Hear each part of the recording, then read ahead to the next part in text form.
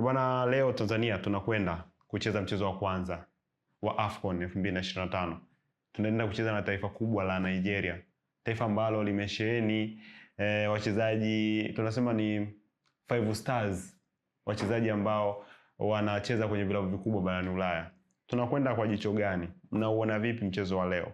Unakwenda kutupa picha halisi ya AFCON ya mwaka huu ama tusitarajie chochote kwenye mchezo huu? Kusema tusitarajie chochote ni kujitia unyonge sana. Kitu ambacho mimi sikiamini. Sikubaliani nacho kabisa. Haijalishi Nigeria wana kikosi cha aina gani, wanacheza wapi, lakini ukishaenda na mentality ya kusema bwana hiyo ni Nigeria na si ni Tanzania, tayari you are defeated, you know. Sasa haya ni mashindano yetu ya nne.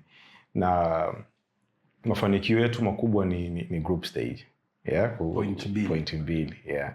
So Nigeria wamekuwepo tu almost miaka yote. Kwa hiyo si mashindano mepesi sana kwa Tanzania, kwa sababu bado hatuna historia nayo nzuri sana, lakini ni mwendelezo.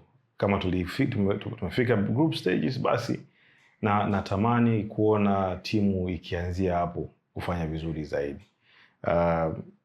Nigeria wamekuwa recently wamekuwa tia maji sana.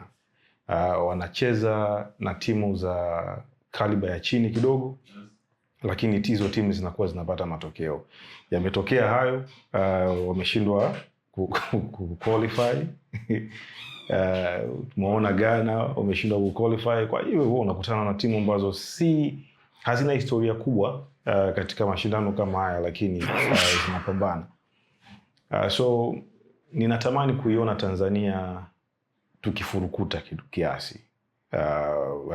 Tusiangalie jina la Nigeria, lakini tusiwachukulie poa.